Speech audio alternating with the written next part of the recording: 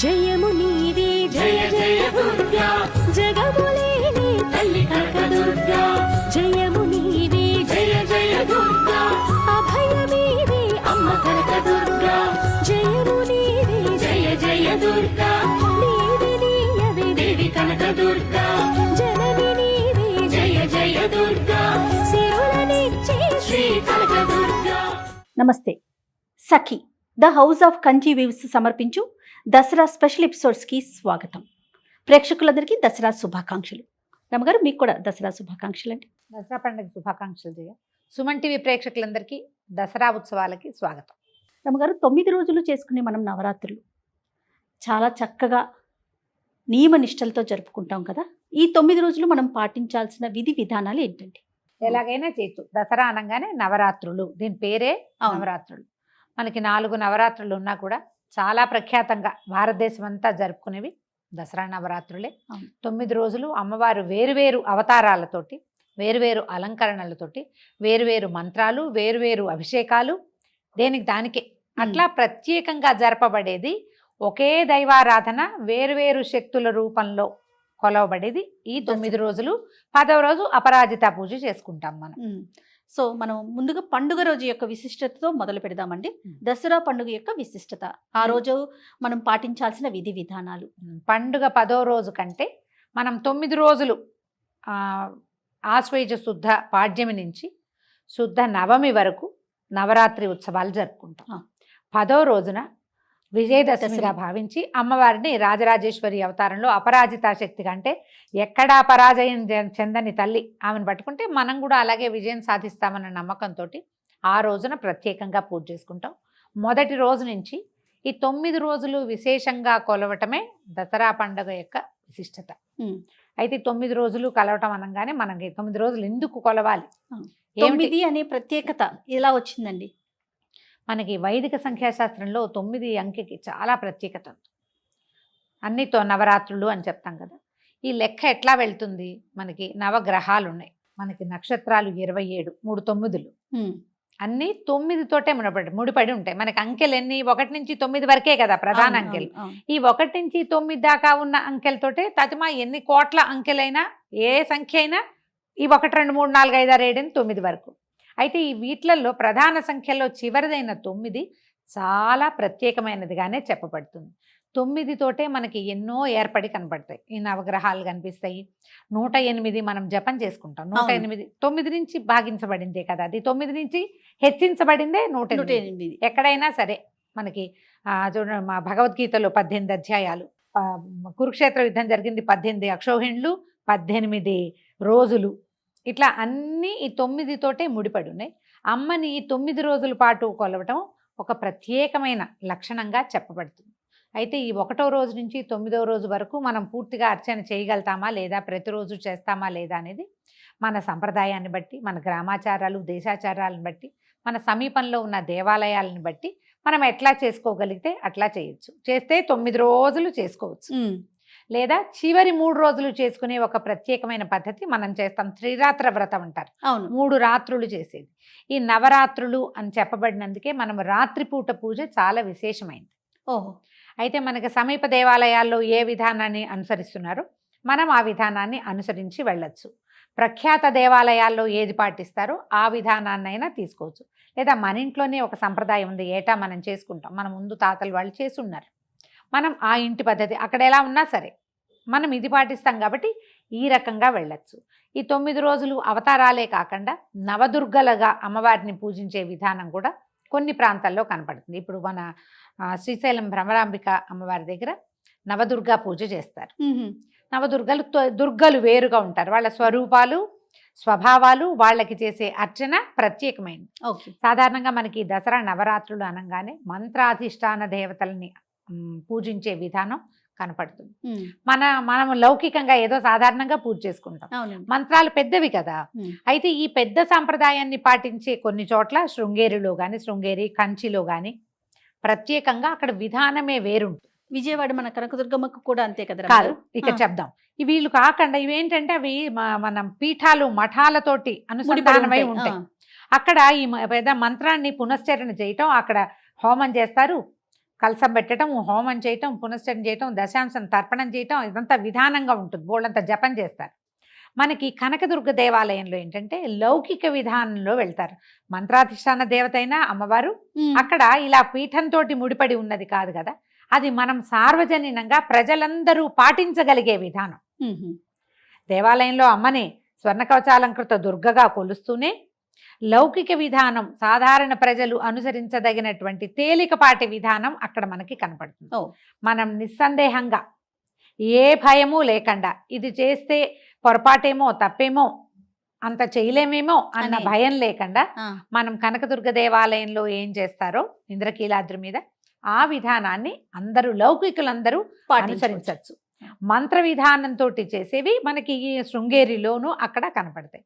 మీరు శృంగేరి ఆ ప్రాంతంలో ఉంటే అక్కడ పద్ధతే పాటిస్తాం. అక్కడ ఏం చేస్తారో అంత అలాంటిది కొంత సులువుగా చేసుకుంటాం. ఇక్కడ మనకి విధానమే హాయిగా ఉంటుంది. ఓకే, భయం లేదు. మనం ప్రతి సంవత్సరం కూడా విజయవాడ కనకదుర్గమని అనుసరించిగా మనం మాట్లాడుకుంటాం. సాధారణంగా మనం అంతా కూడా దాన్నే ఫాలో అవుతూ ఉంటాం. ఆ విధానాన్నే మనం ఫాలో అవుతాం.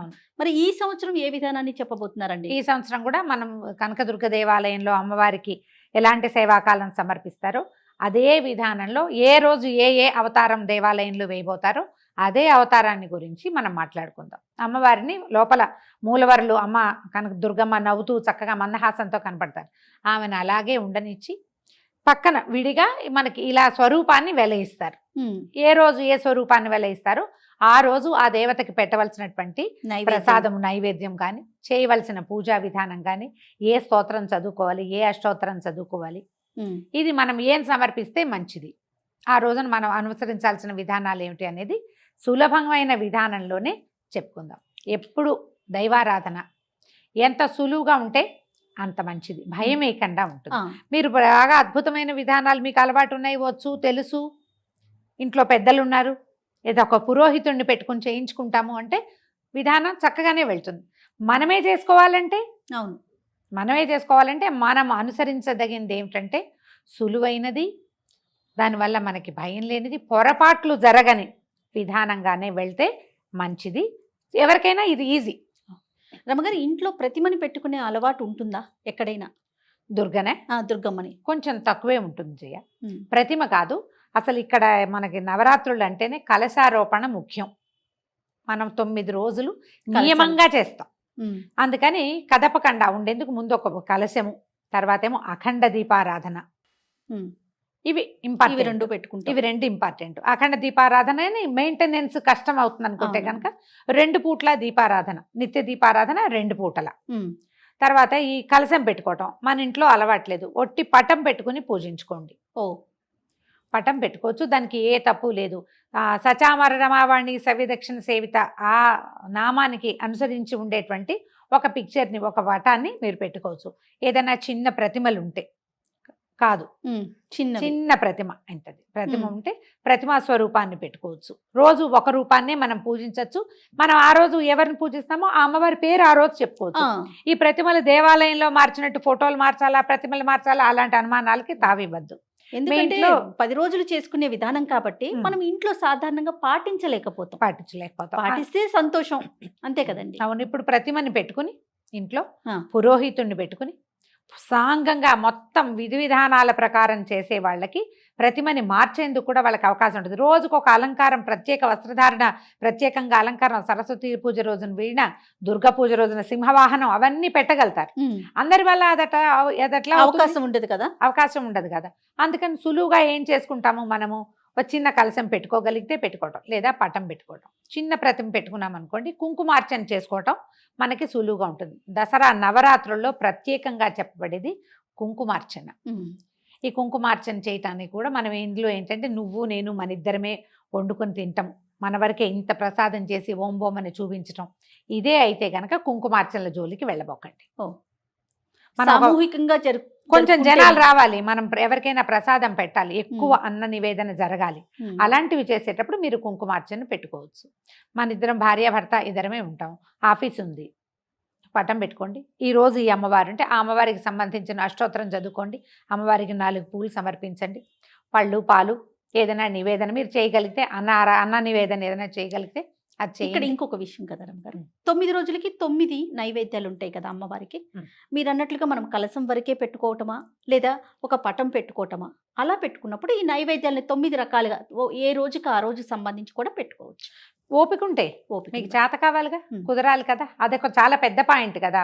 ఇంట్లోనే ఉంటాము, ఇంట్లోనే ఇంట్లో నుంచే పని చేస్తున్నాము, 12 గంటలకో ఆఫీస్కి వెళ్తాము, పొద్దున్న చేసుకోగలము అనుకున్న వాళ్ళు ఏ రోజు అన్న నివేదన ఆ రోజున మనం చేసుకుని అమ్మవారికి నివేదించుకోవచ్చు. అంత సాగని వాళ్ళు పాలు పళ్ళు చివరి రోజున కొంచెం అన్న నివేదన చేసుకుందాము. ఇప్పుడు మన కుంకుమార్చన అనగానే అది ఇవన్నీ ఒకటొకటి చెప్పుకోవాలి కదా. కుంకుమార్చన చిన్న ప్రతిమ ఒక చిన్న పాత్రలోనో ఒక పళ్ళెంలోనో అమ్మవారిని కదపకుండా ఉంచుకోండి. ఉం. పసుపు వినాయకుడిని చేసి వినాయకుడికి మొట్టమొదట అర్ఘ్యం పాద్యం ఇచ్చి, నాయన ఈ పని అంతా ఈ 9 రోజులు అయ్యేదాకా నువ్వు మాతో ఉండని ఒక దండం పెట్టుకోవటం, వినాయకుడిని పక్కకి స్థాపించడం. ఉం. ఈ అమ్మవారికి కుంకుమార్చన ఇట్లా తీసుకోవాలి. ఉం. ఈ పట్టుకున్న కుంకుమ ఇంతే. నువ్వు ఏ స్తోత్రం చదువుకుంటావు, స్తోత్రం అయ్యాక ఒక చిటికెడు స్తోత్రం చదువుతూ ఇలా ఇలా ఇలా ఇలా వేసేయబోకండి. స్తోత్రం అయ్యాక వెయ్యాలి. పట్టుకుని ఏంటంటే మీరు ఇలా వేసేసరికల్లా ఏమవుతుంది, ఈ కుంకుమ చిటిక అయిపోగానే మళ్ళీ తీసుకుంటాం, అయిపోగానే మళ్ళీ తీసుకుంటాం. అప్పుడు ఇంత కుంకుమార్చన చేస్తాం. కుంకుమార్చనకి తగినంత నివేదన వితరణ కావాలి. ఉం. మనం అంత చెయ్యలేమనుకో, ఓ. అప్పుడు చేసుకోవద్దు. మీకు బాగా జనం ఉండి రోజు బోలెడంత ప్రసాదం నివేదన చేపెట్టి అమ్మకి అది మనం ప్రసాద వితరణ వినిమయం పూర్తిగా అవుతుంది అని అనుకుంటే కనుక కొంచెం ఒక చిటిక కుంకుమ ఎక్కువైనా పర్వాలా. అలా కానప్పుడు సాధారణంగా అందరికీ కుదరదమ్మా అది. అవునండి. అందుకని ఇప్పుడు ఏదో ఉంది, మన లలితా సహస్రం చదువుకున్నారు, సహస్రానికి పట్టుకోండి, పుస్తకం చూసుకుంటారో లేదా గడగడా చదువుకుంటారు. సహస్రం అయ్యాక ఈ చిటిక వేసి దండం పెట్టుకోండి. మీరు ఈ వేసే చిటికలు 2 రకాలు 3 రకాలు వేసినా కూడా అది మనం పెట్టే నివేదనకి మనం చేసే వినిమయానికి సరిపోతుంది. తప్పకుండా. ఎక్కువ మందిని మనం పిలిచి ఒక రోజున కుంకుమార్చన పెట్టుకుంటాము, ఏదో 1,00,000 కుంకుమార్చన అనుకున్నాం, ఓ 30 మంది గ్యాదర్ అయ్యాము, ఆ రోజున మరి కాస్త కుంకుమార్చన మరి ధారాళంగా మనకి ఏంటంటే కళగా అమ్మవారి నిండుగా కుంకుమ పోసి ఆ రాశిలోంచి ఆమెను చూస్తే ఒక సంతోషం కలుగుతుంది.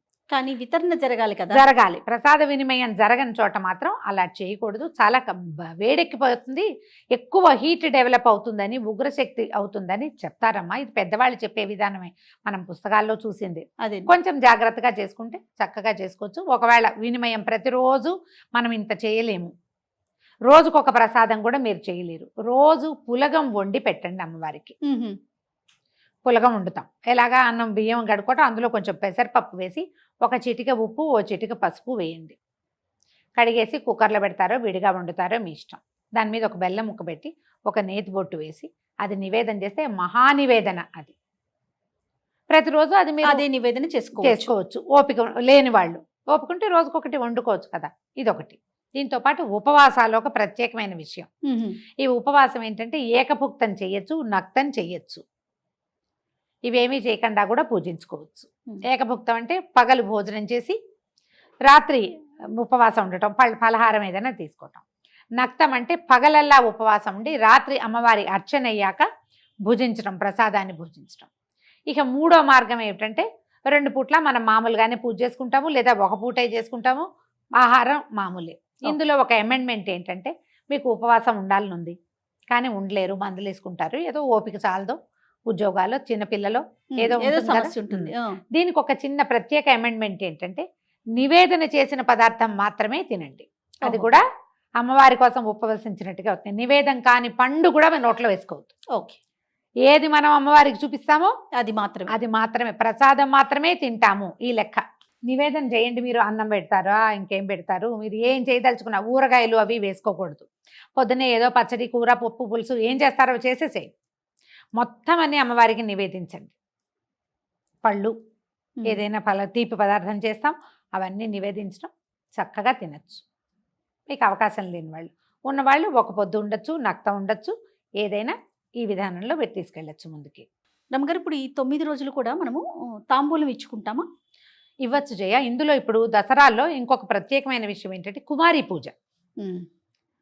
రోజుకొక కన్యని పూజించడం కూడా ఇందులో ప్రత్యేకమైన విషయం. 9 రోజులు 9 మంది కన్యల్ని. దీనికి కన్యా పూజ విధానంలో కూడా 2 ఏళ్ల వాళ్ళకి చేస్తే ఒకటి, 3 ఏళ్ల వాళ్ళకి, 4 ఏళ్ల వాళ్ళకి, ఏడాది పెరిగే కొందికి ఆ కన్యలకి పేర్లు మారుతాయి. ఆ పూజించడం వల్ల మనకి వచ్చే ప్రయోజనం కూడా మారుతుంది. ఓ. ఇట్లా సిద్ధాంతంగా ఉంది. మనం అలా చేయలేకపోతే కనీసం ఈ 10 రోజుల్లో 9 రోజుల్లో ఒక్క కుమారికైనా సరే 9-10 సంవత్సరాల లోపలదే కుమారి పూజ. ప్రధానమైనది 2 ఏళ్ళు దాటాలి. ఓ. మన లెక్క పెద్దవాళ్ళు ఎలా చెప్తారంటే పళ్ళెంలో విస్తర్లో ఒక ముద్ద పెడితే అది ఇట్లా తీసుకున్న పసిబిడ్డ నోట్లో పెట్టుకోవాలి. దాని పాదాలకి ఇది కుల నియమం లేదు జయ. కుమారి పూజకి కుల నియమం లేదు. ఏ వాళ్ళైనా పనికొస్తారు. ఆ కుమారికి చక్కగా పాదాలకు పసుపు రాసి పారాయణ పెట్టి బొట్టు కాటిక పెట్టి మీకు కుదిరితే పొద్దున్నే నూనె రాసి తలంటి పోస్తే కూడా చాలా మంచిది. పొట్టు కాటిక పెట్టడం, అలంకరణ సామాగ్రి ఏదైనా పిల్లలకి ఇచ్చేది, స్త్రీకి ఆడపిల్లలకి అలంకారాలంటే ఈ గోరింటాకు, తర్వాత చెవులకు పెట్టుకునేవి, ఏబొన్ను బొట్టు పెట్టుకునేవి, తలకు పెట్టుకునేవి, జడకుప్పెలు లాంటివి, వస్త్రాలు, వాళ్ళు తినగలిగే నేను ఇది ఉండేను ఇదే పెడతాను కాదు, ఆ కుమారి ఏం తింటుందో అది. మన ఇంట్లోనే అన్నం పెట్టి దాని పాదాలంటే దండం పెట్టుకోవాలి ఆ పాపాయికి. ఈ కుమారి పూజ చాలా విశేషంగా చేస్తారు జయ. అసలు బెంగాల్లో అక్కడైతే కన్యా పూజనే ప్రత్యేకంగా ఉంటుంది. మనకి కూడా కుమారి పూజ సిద్ధాంతం ఉంది. ఈ 9 రోజుల్లో ఒక రోజు మొత్తం 9 మందినో 10 మందినో కన్యకల్ని ఒకేసారి తీసుకొచ్చి మనం ఈ చెప్పిన అలంకారాలన్నీ చేసి పూజ చేసుకుని భోజనం పెట్టి చక్కగా వస్త్రాలు అన్ని ఆభరణాలు అన్ని సమర్పించి పంపించవచ్చు. రోజుకొక కుమారికైనా పెట్టచ్చు. లేదా ఈ 10 రోజులు నియమంగా మనం చేసుకునేటట్టయితే ఒక్క రోజైనా ఒక్క కన్యకైనా సరే నియమంగా భోజనం పెడితే మంచిది. ఇలా చేసుకోవచ్చు. దీంతో పాటుగా అమ్మవారిని ఏం చెప్తాం, సువాసిన్యర్చన ప్రీత అని చెప్తాం. సువాసినులని అర్చిస్తే ఆమెకి ఇష్టం. సువాసిని చేత అర్చింపబడము ఇష్టమే. అందుకని ఎక్కువ మంది సువాసినుల్ని మన ఇంటికి పిలిచి వాళ్ళందరితోటి కుంకుమార్చన చేయించడం ఒక విధానం. మనమే రోజుకొక ముత్తైదుని పిలుచుకోవటం, ఆమె కూడా బొట్టు కాటిక పెట్టడం, పాదాలకు పసుపు రాసి పారాయణ పెట్టడము, ఆమెకి అలంకరణ సామాగ్రి వస్త్రాధికారులు ఇవ్వటం, భోజనం పెట్టి తాంబూలం ఇచ్చి నమస్కారం చేసి అక్షింతలు వేయించుకోవటం చాలా మంచిది. ఒకవేళ మనం అంత నియమం పూజ చేయకపోయినా ఇంటికి వచ్చిన ముత్తైదుని వెళ్ళనివ్వకండి ఒట్టి చేతులతోటి. సింపుల్గా చేసుకుంటాం. ఊరికే దసరా దండం పెట్టుకుంటాం. అయినా సరే మన ఇంటికి ఎవరో ఫ్రెండో ఎవరో వివాహిత వచ్చారు, చక్కగా బొట్టు పెట్టి ఒక తాంబూలం ఇవ్వండి, 2 పండు తమలపాకులు, ఓ రవికల బట్టో, ఓ వస్త్రం, ఓ సారీ ఇవ్వగలిగితే ఓ చీరో, ఏం లేవు 2 పళ్ళు చేతిలో పెట్టండి, 2 గులాబీ పూలు చేతిలో పెట్టండి, ఉంటే గాజులు ఇవ్వచ్చు.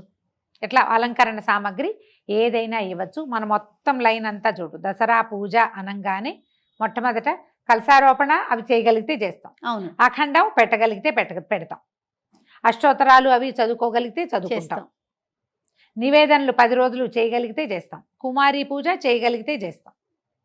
ఇవేవి చేయలేరు మీరు. మీ ఇంటికి వచ్చిన ముత్తైదుకి బొట్టు పెట్టండి, అది చేయగలుగుతాం. దసరా కదా ఇది, దసరా కదా ఈ 10 రోజులు అని ఆమె చేతికి తమలపాకులు ఉండవు అందరిళ్లలో సమయానికి.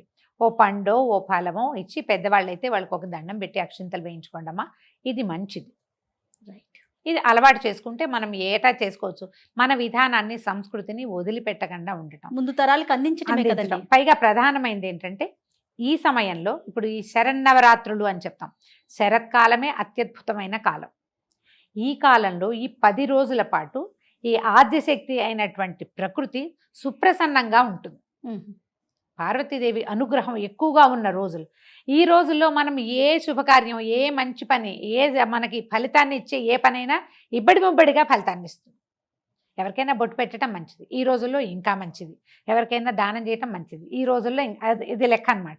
అందుకని ఈ 10 రోజులు ప్రసన్నంగాను ప్రభావవంతంగాను ఉండేటువంటి ఆద్యశక్తిని మనం ఈ రకంగా అర్చించుకుంటే పాజిటివ్ ఎనర్జీ పెరుగుతుంది. ముందు రోజులు మరింత ఆరోగ్యకరంగా వెళ్తాయి. దీనికి స్నాన నియమాదులకు పొద్దున్నే లేవడం అంతే. అండ్ మనం ప్రత్యేకంగా చెప్పుకునేదమ్మా, శరన్నవరాత్రులలో కొట్లాటలకి గొడవలకి దిగబోకండి. సాధ్యమైనంత ప్రసన్నంగా ఉండండి. కొట్లాట వస్తే వాయిదా వేయండి, తర్వాత ఇక రానే రావు. ఈ విషయంలో జాగ్రత్త వహిస్తూ ఈ 10 రోజుల నియమావళిని ఎంత మటుకు పాటించగలిగితే అంతవరకు పాటిస్తూ మీ పూజా విధానాన్ని ముందుకు తీసుకెళ్ళండి. సంతోషరావు గారు, నమస్తే. నమస్తే జయ.